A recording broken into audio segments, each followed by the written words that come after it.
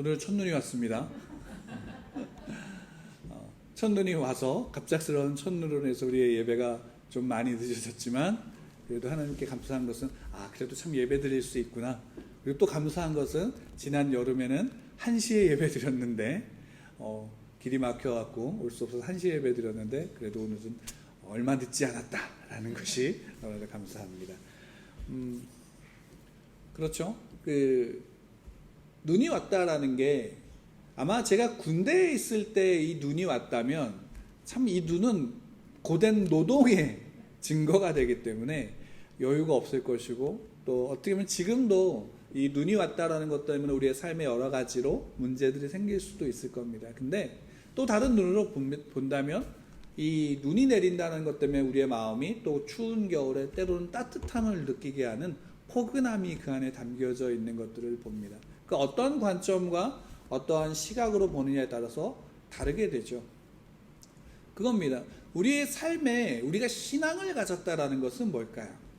신앙을 가졌다라는 것은 우리가 내 삶을 바라볼 때 다르게 바라볼 수 있다라는 것입니다. 그리고 신앙이라는 것은 결국 다른 게 아니라 특히나 기독교에서 성경에서 우리에게 이야기하는 신앙은 단순하게 내가 다른 시각을 가졌다라는 것으로서만 끝나는 게 아니라 우리의 본질 자체가 어떻게 되냐면 변했다라는 사실입니다. 예수 그리스도를 믿고 나의 구주를 영접하여서 하나님의 자녀가 되어졌다. 우리의 입술로 많이 그것을 고백하지만 그 고백이 갖는 진정한 의미는 뭐냐면 우리가 가지고 있는 죄로 말미암아 사망 가운데 있었던 우리의 본질이 우리의 존재가 예수 그리스도로 말미암아 어떻게 하냐면 그 의로 말미암아 완전하게 죄와 사망이 아니라 의와 생명으로 거듭났다라는 사실을 우리에게 보여주는 겁니다. 그렇다면 이 신앙을 갖는다라는 것은 믿음을 갖는다라는 것은 어떻게 하느냐? 당연히 본질이 변하게 되면 본질이 변한 그 자의 시각은 어떨까요? 바뀔까요? 안 바뀔까요? 바뀌게 되는 거예요. 그러니까 보는 것이 남다르고 보는 것이 남다르니까 살아가는 삶의 모양도 다르게 되어지는 겁니다. 이거를 조금 착각하게 되어지는 게 뭐냐면 착하게 살아야 된다라는 것으로 오해되어진다라는 거예요. 착하게 살아야 돼요. 여러분 그리스도인이 됐다라는 것은 착하게 산다라는 게 목적이 아닙니다. 그것은 그리스도인들이 하나님의 말씀 가운데 살아가게 되어지면 세상 사람들의 눈에 볼 때 때로는 착하게 보이는 거예요. 왜? 자기를 낮추니까. 자기를 높이고 드세우고 또 섬김을 받는 게 아니라 오히려 섬기는 자리에 있게 되어지니까 착하게 보여지게 되는 거예요. 그러나 때로는 오히려 그리스도인들의 그 모습이 어떻게 비춰지게 되냐면 미련한 것으로 비춰지게 된다라는 사실입니다. 그러니까 단순하게 착하게 산다라는 것이 아니지요. 본질은 뭐예요? 우리가 그리스도인, 하나님의 자녀가 되었다라는 것. 자녀로서 살아간다라는 것이에요. 그 자녀로서의 그 본질이 우리를 다르게 한다라는 겁니다. 성경을 볼 때에 이제 가장 오해가 많이 되어지는 부분 중에 하나가 오늘 말씀을 통해서 나오는 한 부분이에요. 여러분 오늘 11절부터 14절까지 읽게 되어지면 가장 눈에 들어오는 단어가 뭔가요? 아마도 기도에 대한 부분일 거예요. 제자들이 예수님이 승천하신 다음에 남겨진 제자들이 마가의 다락방에 모여서 어떻게 했어요? 기도에 힘썼다라고 했어요. 오로지 그 기도에 힘썼다. 원어상으로 본다면 이거예요. 그러니까 한 마음, 하나의 마음으로 어떻게 돼? 하나의 마음은 뭐가 되냐면 격정, 욕망이 하나가 됐다라는 거예요. 어떤 걸로? 기도하는데 모든 것이 다 마음의 감정과 욕망의 모든 것이 다 하나가 돼서 뭐였냐면 기도했다라는 것이에요. 그러면 한번 생각해 보세요. 이렇게 기도했다라는 것으로 말미암아 나중에 성령님이 그 자리에 그들에게 임해요, 안 임해요? 임하게 되지요. 그러면 어떤 인과관계가 형성이 될까요? 기도를 하면 성령이 임한다. 그러니까 우리는 열심히 성령이 임하도록 기도해야 될까요? 안 될까요? 그러니까 이게 많이 좀 오해되어지는 부분이에요. 그러니까 그렇다고 또 오해하지 말 것은 기도하지 않아도 된다라는 차원으로서 이해를 하게 된다면 그건 우리의 가지고 있는 죄에 대한 본성이 우리 그렇게 만드는 거예요. 그게 아니죠. 여기에 이것은 그러니까 기도했기 때문에 성령이 임했다와 같는 그런 인과관계로서 형성이 되는 부분이 아니다라는 거예요. 물론 그것이 없는 게 아니라 그것을 넘어서야 된다라는 거죠. 본질은 뭘까요?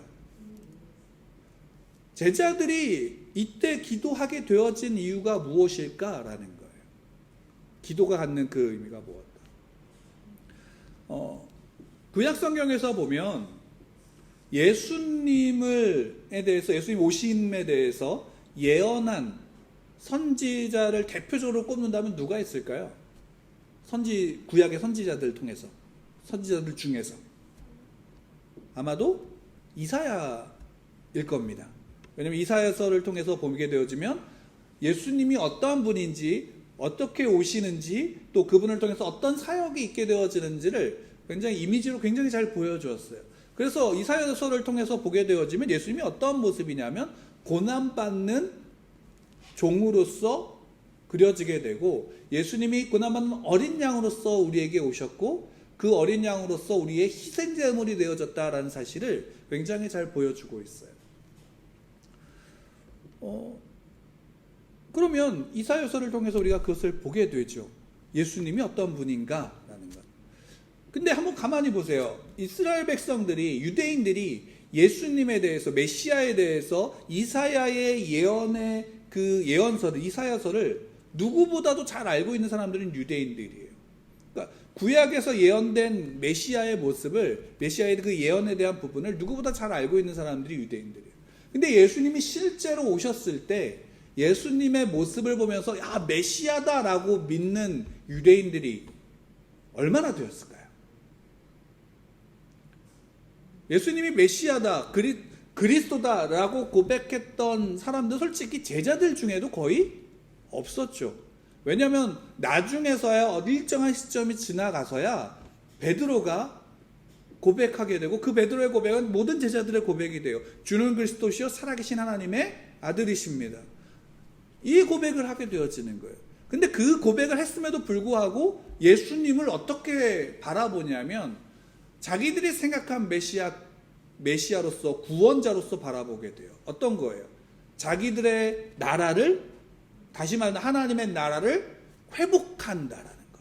정치적으로, 영적으로 회복해서 모든 세상의 중심이 되게 되고, 그리고 다윗의 그 시대의 영광이 다시금 자기들 가운데 임한다라는 가치로서 바라보게 되는 거예요.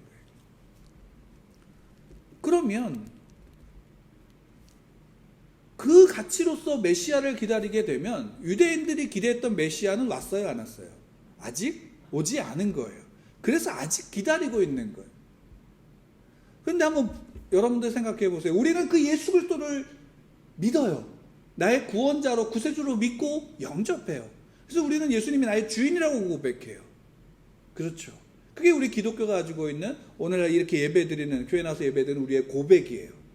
그런데 가만히 생각해보면 여러분, 우리가 예수님을 나의 구주로 영접해서 예수님 나의 구원자입니다라고 우리의 신앙을 고백할 때 그 예수님은 어떤 모습이세요? 그 기대는, 예수님을 믿고 나서의 기대는 무엇에 있나라는 거예요. 그 기대가 오늘 우리가 이 사도행전에서 제자들의 기도를 바라보는 기대와 동일해요.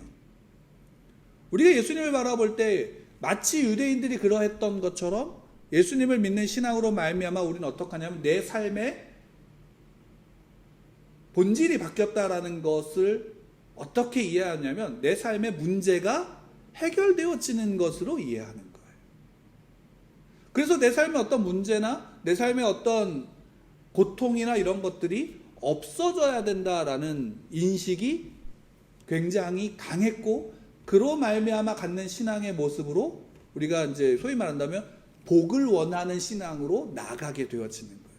저는 개인적으로 우리가 복을 받는다, 라는 그것에 대해서, 복을 구하는 거에 대해서 부인하거나, 오히려 어떤 면은 우리는 복을 더 받아야 되는 사람들이 그리스도인이라고 저는 믿어요. 다만 그 복이 그렇게 생각했던 유대인들에게 있어서는 자기의 나라를 회복하는 것으로서 이해되었던 메시아로서의 복이 아니다라는 것이에요. 그것은 달리 얘기하면 오늘날 내가 생각하는, 우리가 세상 사람들이 바라는 부자가 되거나 병에 안 걸리거나 어떤 시험이나 이런 것에 합격하는 것으로서 바라보는 복이 아니라, 우리의 본질 그 자체가 어떻게 되냐면 바뀌어짐으로 말미암은 복이에요. 그것은 어떤 거냐? 하나님이 나와 함께 하신다라는 복이에요. 그래서 마태복음에서는 그것을 고백하는 거예요. 예수님의 이름을 임마누엘로 고백하는 거예요. 하나님이 우리와 함께 하신다. 예수님이 오심으로 하나님이 우리와 함께 하신다라는 그 사실이 우리에게 증명이 되는 거예요. 하나님이 우리와 함께 하신다. 그리고 이것은 하나님의 나라가 이미 임했고 그 나라를 누리며 또 그 나라의 온전한 완성을, 그 극치를 기대하고 소망하는 것이 그리스도인이에요. 그러니까 우리는 하나님의 나라를 살고 있나요? 안 살고 있나요? 살고 있는 거예요. 그러면 이렇게 생각해 보세요. 하나님의 나라를 살고 있으면 내 삶에 문제는 있어야 돼요? 없어야 돼요? 오늘과 같이 예배를 드리는데 눈이 왔다고 해서 늦어지는 상황이 벌어져야 돼요? 안 벌어져야 돼요?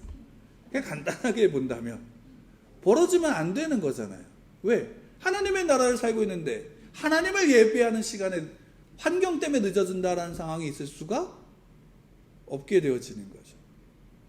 근데 실상은 우리의 삶의 실제를 보면 어때요? 문제가 있어요? 없어요? 있잖아요. 그리고 그것이 개인의 어떤 문제마다 다 달라요? 같아요? 다 다르잖아요. 그런 문제 속에서 그리스도인들은 어떻게 되냐면 그 속에서 진정한 그 가지고 있는 하나님께서 주시는 복이 무엇인지에 대한 그 본질을 분명하게 좀 생각해보고 바라볼 필요가 있다라는 거예요. 그리고 그 복은 결국 뭐냐면 내 삶에 어떤 문제가 있더라도 내가 누구로 살아갈 수 있는 것이냐? 하나님의 자녀로서 예수 그리스도로 말미암아 살아갈 수 있다라는 것. 내가 병들어도 나는 하나님의 자녀라고 고백할 수 있는 것. 내 삶에 문제가 있어도 나는 하나님을 예배할 수 있다라는 것. 그래서 그 속에 그것이 무엇이냐? 하나님이 나와 함께 하신다라는 그 사실로 내가 고백할 수 있는 것이에요. 그것은 환경이 변하는 게 아니라 그래서 나의 본질이 변한다라는 거예요. 우리가 이 땅에서 하나님의 나라를 누리는 것은 거기에 있어요. 하나님의 나라를 누리는 것은 이 세상이 바뀌는 게 아니에요. 세상이 바뀌는 게 아니라 내가 바뀜으로 말미암아 세상 속에서 역사하시는 하나님 앞에 내가 설 수 있는 거예요. 우리가 받는 기독교인들, 그리스도인들이 갖는, 또 어떻게 본다면 오늘날의 교회들이 갖는 가장 큰 오해가 뭐냐면 우리가 있으면 세상이 변한다라는 착각이에요. 분명한 거는 세상은 변하지 않아요. 여러분 한번 보세요. 여러분들이 직장에 있다 그래서 직장이, 여러분들 아무리 대단한 신앙을 갖고 있다 그래도 직장이 변하나요? 직장이 변하나요? 아니에요. 직장에 있는 사람들도 변하지 않아요. 어떻게 변하지 않느냐? 내가 잘해주고 내가 섬기는 자리에 있으면 좋아해요. 야, 참 신앙인의 모습이다 라고 얘기해요. 근데 내가 거기서 예수 그리스도를 전함으로 인해서 어떤 일이 벌어지게 돼요? 요즘 특히나 더 코로나로 인해서 이런 상황 가운데는 기피 대상 1호가 기독교인들이 되는 거예요. 그거를 이야기하면 거리가 오히려 멀어지게 되고, 또 어떤 때는 자기가 섬김을 받을 때는 좋아하지만 뒤에서는 어떤 말을 할까요? 쟤는 왜 저렇게 미련하게 살아? 라는 얘기를 듣게 되는 게 기독교인이에요. 근데 그런 모습 속에서 세상을 바꾼다? 나로 인해서 영향력을 끼칠 수 있고요. 나로 인해서 누군가 유익을 받을 수 있어요. 박영수 목사님의 말씀을 빌리자면 그분은 이렇게 이야기를 해요. 기독교인이 있고 그리스도인이라면 나로 말미암아, 내가 기독교인이면 나로 말미암아 유익을 얻는 사람이 있어야 된다라고 얘기를 해요. 근데 문제는 뭐냐면 그 유익을 얻는 그 사람이 나로 말미암아서 내가 그렇게 섬기고 그 대접하고 그래서 유익을 얻는 그가 온전히 나한테 감사할 줄 아느냐라는 거예요. 그럴 수 있는 사람도 있는가 하면 어떻게 본다면 대부분은 그러지 못하는 경우가 더 많아요. 그러면 하나님이 역사하시지 않는 건가요? 라는 거예요. 하나님이 역사하시지 않는 건가요? 아니잖아요. 하나님 거기서 역사하고 계시는 거예요. 왜? 내가 그렇게 섬길 수 있다라는 것이 내 의와 내 의지로 그렇게 할 수 있을까? 라는 거예요. 성경에서 이야기하는 그렇게 할 수 없어 라는 거예요. 여러분 한번 생각해 보세요. 오늘 말씀을 보면서 가만히 생각해 보세요. 제자들이 예수님께서 십자가에서 죽으신 다음에 제자들은 다 어떻게 했어요? 도망갔잖아요. 왜 도망갔어요? 예수님은 반역자로 잡혔어요. 그리고 모든 유대인들에게, 이스라엘 백성들에게 예수님은 이단자가 돼버린 거예요. 그런 예수님을 믿었던 예수님의 제자들이란 말이에요. 그럼 제자들은 잡히면 어떻게 될까요? 그들도 똑같이 취급받고 똑같이 고초를 받을 것이며 죽지는 않더라도 부인하게 되는 자리에 서게 되는 거예요. 그러니까 두렵고 떨리는 거예요. 핍박과 조롱이 기다리는 거예요. 그러니까 도망갔어요. 뿔뿔이 다 흩어졌어요. 근데 예수님이 다시 부활하셔서 그들에게 나타나셨어요. 그때 제자들은 감격했겠죠. 아, 죽었던 분이 살아났어. 그래서 500명이나 되는 사람들이 예수님을 승천하신 때까지 예수님을 봤어요. 그래서 예수님께 또 더군다나 그때 예수님이 말씀하신 게 뭐예요? 오늘 사도행전을 보면은 하나님의 나라에 대해서 제자들이 가르쳤어요. 그 제자들이 마지막에 그 모든 기대가 부풀었을 때 뭘까요? 하나님의 나라가 회복되는구나. 아, 우리의 나라가 다시금 이 나라가 회복되는구나. 우리의 백성, 하나님의 백성들이 다시금 정치적으로 일어서는구나 라는 것을 생각했을지 몰라요. 제자들이 그래서 묻는 거예요. 하나님의 나라를 회복하심이 이때입니까? 예수님의 대답은 뭐예요? 야, 그거는 너네들이 알 필요 없어. 너네들은 그거 중요하지 않아. 다만 성령이 너에게 임하시면 너희가 권능을 받고 예루살렘과 온 유대와 사마리아 땅 끝까지 이르러 내 증인이 될 거야 라는 것을 예수님이 말씀하신 거예요. 그리고 나서는 호련히 사라지신 거예요. 그러니까 그 남겨진 기대했던 제자들의 모든 기대가 부풀었던 제자들의 심정이 어땠을까 한번 생각해 보세요. 남겨진 그들에게는 어땠을까요? 물론 예수님이 하나님이 아버지가 약속하신 그것을 기다려, 예루살렘을 떠나지 말고 그것을 기다려 라고 말씀하셨지만 그게 귀에 들어올까요? 아마 저는 개인적으로 이때 제가 있었으면 기대가 부풀음으로 인해서 기대했다가 갑자기 사라지면 맨 처음에 제 말은 이거예요. 뭐야? 어이가 없는 상황에 빠질 거예요. 그 다음에 제 마음의 감정은, 제 개인적으로는 분노에 차오를 거예요. 뭐 어떻게 하라고? 나한테 어떻게 하라고? 그래서 저는 개인적으로 그럴 것 같아요. 아마 또 다른 감정은 아마 무기력함에 빠졌을지 몰라요. 자포자기하는 심정으로 될 대로 되라. 또 아니면 아예 내가 또 뭔 죄를 지었나? 나한테 무슨 문제가 있나? 내 스스로를 자책했을지 몰라요. 제자들은 어땠는지 몰라요. 다만 중요한 거는 오늘 12절에 보면 이런 표현이 있어요. 예루살렘에서 가까워 안식일에 가기에 알맞은 길이라 라고 여기 표현되어져 있어서 이게 이제 어떤 의미로서 조금 이제 이해하는 분들도 있냐면 안식일에 예수님이 승천하셨다라고 이야기하는 분들도 있어요. 근데 이제 그거보다는 저는 개인적으로 이 해석을 조금 더 이제 믿는데, 따르는데, 이게 안식일이라는 얘기보다도 안식일 때에 유대인들의 율법상 안식일 때에 여행할 수 있는 거리가, 왜냐면 여행하면 안 되는데 그래도 움직일 수 있는 거리가 보통 한 1.1km 정도라고 걔네들 율법을 정했어요, 유대인들이. 그래서 그 이상을 넘어가면 그건 죄예요. 안식일을 범하는 거지만 그 이내에서 왔다 갔다 하는 거는 괜찮은 거예요. 그러니까 안식일에 가기 알맞은 거리라는 건 그 안식일의 길이라는 표현으로 말미암아 어떻게 하냐면 안식일 때 움직일 수 있는 거리 안에서 예수님이 승천하셨다라는 거예요. 그러니까 예루살렘에서 가까운 곳에서. 그리고 예수님 말씀하신 게 뭐예요? 너희들이 예루살렘을 떠나지 말고. 그러니까 이 성전에 있는 예루살렘에서 떠나지 말고 이곳에서 기다려. 그래서 예수님이 그 예루살렘 근처에서 승천하신 거예요. 그리고 그 예수님 원래 말씀하셨던 예루살렘에서 기다려라는 그 말씀을 통해서 제자들이 그 예루살렘에 거하게 되는 거예요. 근데 문제는 뭐냐면 이거죠. 예루살렘에 거함으로 나타나는 문제가 뭐예요? 예수님이 십자가에서 죽으신 지 얼마 안 된 상황이고, 그러면 제자들은 아직도 그것에서 자유롭지 못한 상황이라는 거예요. 핍박이 있고 조롱이 있을 수 있다라는 거예요.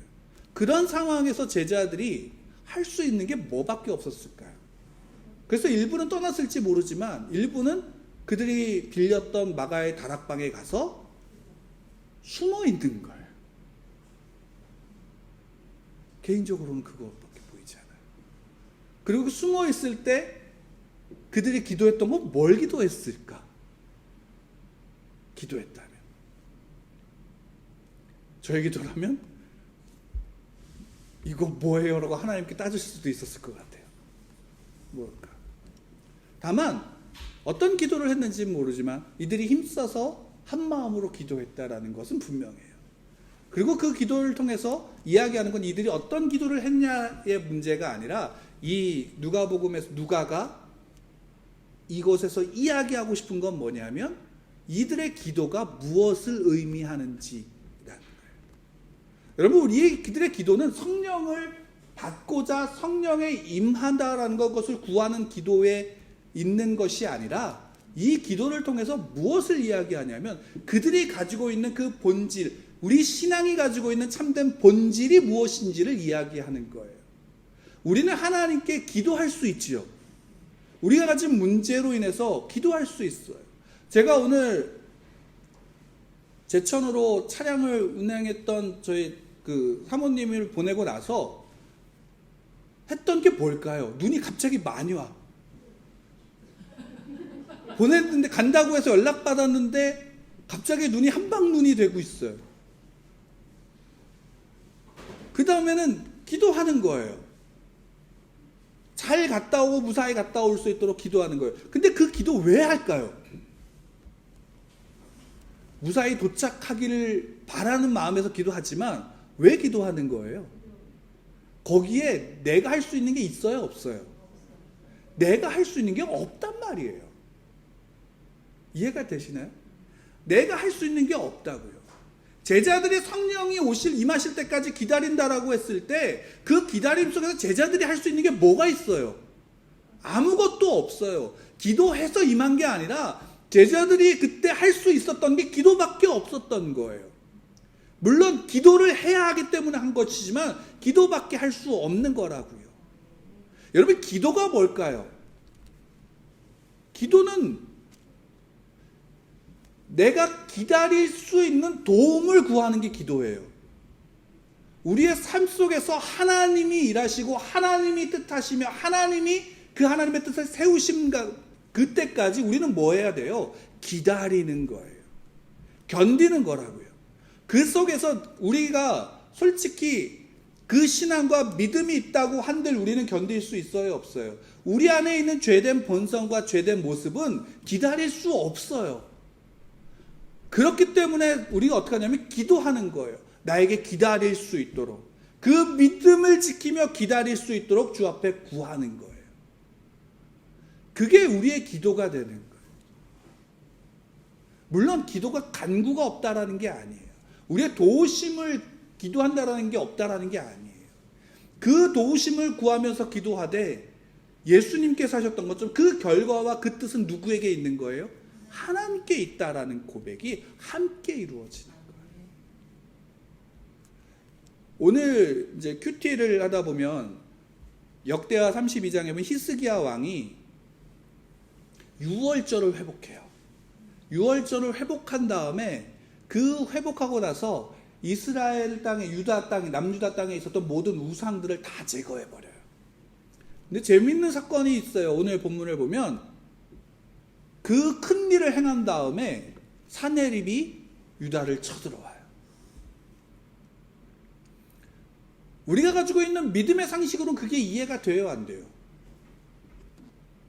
사네립이 너무 큰 군대를 들고 예루살렘으로 쳐들어온 거예요. 그 앞에서 할 수 있는 게 없어요. 사네립이 거기에서 이스라엘 백성들을 향해서 하나님을 조롱해요. 근데 그 앞에서 히스기야가 할 수 있었던 건 아무것도 없었어요. 그때 이사야 선지자와 히스기야가 했던 게 뭐냐면 기도예요.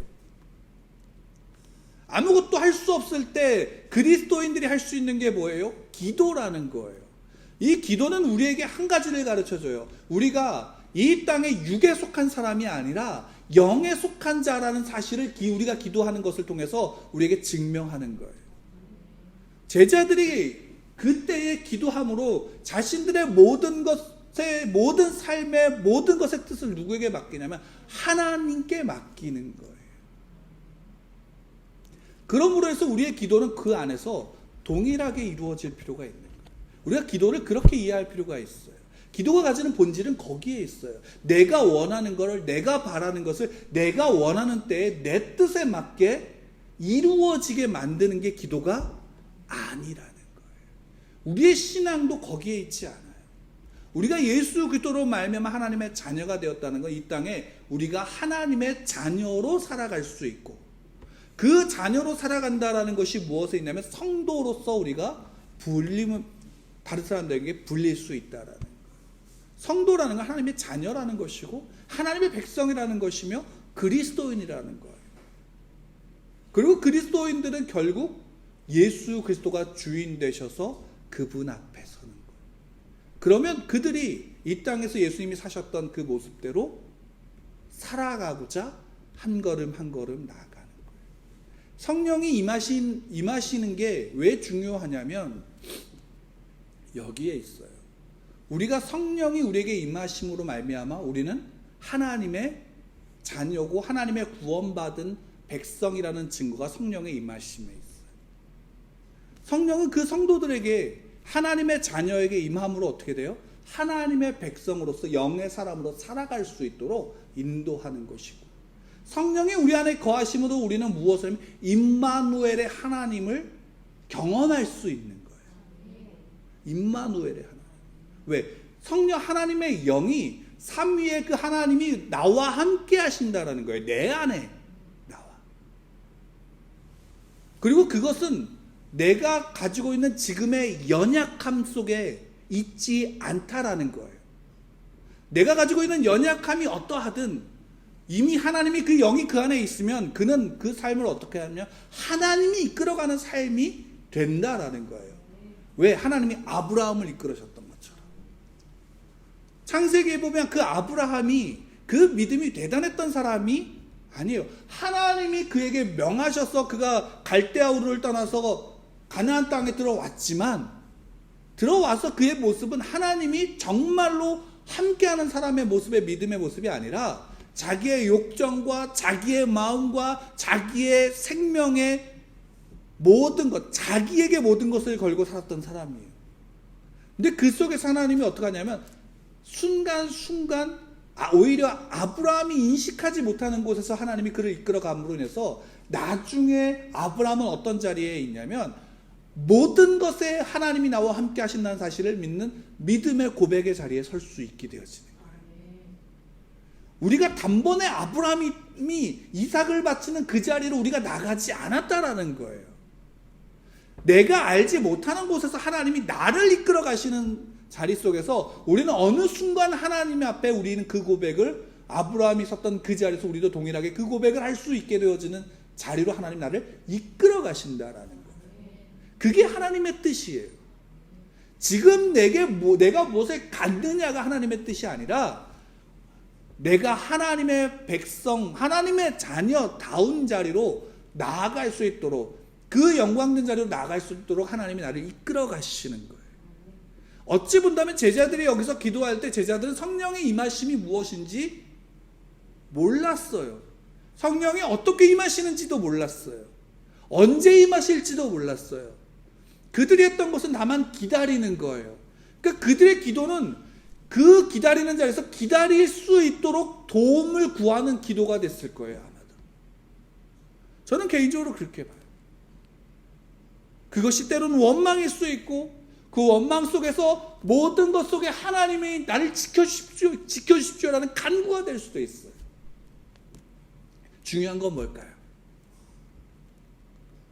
중요한 건 뭘까요? 하나님이 그들과 함께 하신다는 거예요. 하나님이 나와 함께 하신다는 거예요. 하나님이 이 땅에 이 시대 속에 나와 함께 하신다는 거예요. 우리가 두려워하고 무서워하고 떠는 것 속에서 내가 때로는 숨을 수 있지만 그 숨은 자리에서 하나님 나를 어떻게 하시냐면 나를 붙잡으신다는 거예요. 엘리야가 이세벨의 위협에 두려워서 도망쳤을 때 하나님 어떻게 하셨어요? 너를 왜 도망가서 책망하시지 않았잖아요.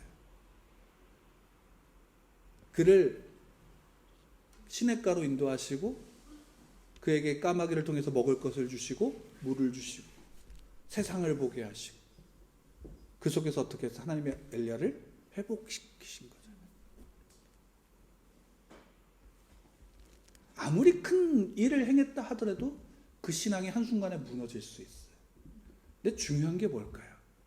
하나님은 놓지 않으신다는 거예요. 하나님이 함께 하신다는 거예요. 이게 우리의 신앙의 본질이에요. 여러분들 삶의 어떠한 모습이든 어떠한 자리에 있든 하나님이 함께 하세요. 성령의 임하심은 그거예요. 사도행전에서 그 성령의 임하심을 초기에 계속 사건을 통해서 성령이 임하시는 그 사건에 집중하고 있는 것은 하나님의 영이 하나님의 사람들 가운데 계시다라는 사실. 그렇기에 그 계신 그분 앞에 우리가 할 수 있는 것은 그분으로 말미암아 기도하는 거예요. 때로는 우리는 기도조차 할 수 없을 때가 있어요, 없어요? 있잖아요. 우리가 너무 좌절하고 절망할 때, 또 때로는 내가 너무나도 기도하지 못한다라고 말할 수 있을 그때에 우리는 내 스스로 나가서 기도할 수 없을 거예요.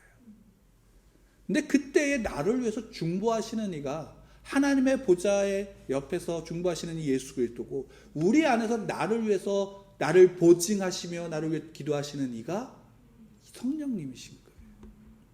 내가 기도할 수 없을 때도 나를 위해서 기도하시는 분. 그리고 어느 순간 내가 기도할 수 있도록 나를 격려하시는 분. 하나님의 말씀을 듣고 그 말씀을 깨달아 알 수 있도록 조명하시는 분. 하나님의 영이 우리 안에 경하시는 거예요. 그 나의 삶은 누구와 함께 하시는 거예요? 하나님과 함께 한다라는 고백이 그 안에 있는 거예요. 여러분, 우리의 신앙이 어디에 있는지를 조금 더 보시기를 바라요. 우리가 예수를 나의 구주로 고백할 수 있는 것, 그것이 나의 간증입니다라고 고백할 수 있는 것, 또 그런 믿음으로 살아갈 수 있는 것, 그것은 우리 안에 성령님이 나를 그렇게 이끌어 가시는 거예요. 여러분, 이 말씀이 여러분들에게 위로가 되기를 원해요. 마지막으로 이 말씀을 통해서 나누고 말씀을 맺으려고 하는데, 여러분, 요즘에는 좀 그렇게는 잘 안 되지만 예전에 저희 아버지를 통해서 봤을 때 대출을 받으려면 항상 누가 있어야 되나요? 보증인이 있어야 되죠. 그래서 옛날에 보증은 쓰지 말라고 그렇게 했음에도 불구하고 친한 사람이 보증을 서달라고 하면 서주는 경우가 많죠. 근데 이 보증이 뭐예요? 이 사람이 돈을 빌릴 수 있도록, 만약에 돈을 갚지 않으면 내가 대신 갚겠다라는 거죠. 그 사람을 신뢰하고 그 사람을 그래서 대신 하는 거예요. 여러분 정말로 하나님께서 여러분들에게 이야기할 때, 하나님 앞에 여러분들이 섰을 때 나는 정말로 하나님 앞에 온전한 신앙인으로서 하나님의 자녀로서 하나님 앞에 여러분들이 설 수 있을까요? 없을까요? 누구도 마찬가지예요. 저도 마찬가지예요. 나 이런 일을 했으니까 나 하나님의 사람이에요 라고 말한다면 오히려 예수님은 이렇게 말씀하실지 몰라요. 난 너 누군지 모르는데. 근데 성경에서 이야기하는 건 뭐예요? 성령 하나님이 나의 보증이 되신다는 거예요. 내가 가지고 있는 지금의 미숙함, 아니 내가 가지고 있는 지금의 죄로 찌드는 모습, 나의 연약함, 그 모든 것을 넘어서서 하나님은 나를 누구로 인식하시냐라는 거예요. 여러분, 하나님은 여러분들을 볼 때, 저를 볼 때 누구를 볼까요? 여러분들을 보시지 않아요. 내 안에 계신 성령님을 보시는 거예요. 여러분들이 어떠하냐에 따라 여러분들이 구원받을 자격이 있냐가 아니에요. 여러분들 안에 거하시는 성령님을 하나님은 보시고 여러분들을 그 자리를 이끌어 가시는 거예요. 아직은 내가 그 인식과 그 믿음의 고백 자리에 없다. 그래도 하나님은 여러분들 안에 계신 성령님을 통해서 여러분들을 세워가시는 거예요. 우리는 그것을 믿는 믿음 가운데 서는 거예요. 내가 하는 게 아니라 성령님이 하시는 거예요. 내가 살아가는 게 아니라 성령님으로 말미암은 삶 가운데 있는 거예요. 때로는 내가 죄 가운데 넘어질 수 있어요. 때로는 아직은 무지함 가운데 있을 수도 있어요. 근데 어느 순간 하나님께서 그 일들 가운데서 하나님이 조명하시면 깨달아 알게 되어지고 고백하게 되는 거예요. 거기에 내 의가 있을까요? 없을까요? 없는 거예요. 그래서 신앙인은 겸손할 수 있는 거예요. 내가 할 수 있는, 내가 했다라고 하는 것이 나의 힘으로 한 것이 아니기 때문에 오직 성령 하나님의 인도하심과 그 도우심 가운데 있었기 때문에 하나님이 그 가운데 이루신 거예요. 우리는 그 가운데 있는 겁니다. 그래서 우리는 기도를 쉬는 죄를 범하면 안 되는 거예요. 늘 우리의 삶 가운데 기도해야 되는 거예요. 무엇을? 하나님, 오늘 하루 내가 성도로서 살아갈 수 있도록 도우십시오. 내 안에 성령께서 내가 성도로 살아갈 수 있는 힘을, 또 성도로 살아갈 수 있는 여유를, 성도로 살아갈 수 있는 따뜻함을 주실 수 있도록, 또 오늘의 삶 가운데 내 삶을 통해서 이루시는 하나님의 뜻을 기다릴 수 있는 도움을 구하는 거예요. 그게 성도의 기도예요. 그렇기 때문에 우리는 연약하다라고 고백할 수밖에 없는 거죠. 연약한 자가 기도하는 거예요. 아무것도 할 수 없으니까. 거기 안에 내 힘과 내 뜻이 적용될 수 없으니까. 우리 성도들은 그것을 기도할 수 있어요. 여러분들 그 삶 속에서, 여러분들 삶 속에서 날마다 기도하시는 여러분들 되기를 간절히 축복합니다. 왜냐하면 하나님의 뜻이 그 가운데 있어요. 그리고 하나님이 여러분들의 기도를 들으세요. 우리의 기도를 들으신다고요. 그리고 그 뜻을 세우신다는 사실을 우리가 믿는다면 우리는 날마다 하나님 앞에 기도하고 한 마음이 돼서 전혀 기도에 힘쓰는 자로서 설 수 있다는 사실을 믿고 우리 함께 나아가시기를 간절히 축복합니다. 우리 함께 기도하도록 하겠습니다.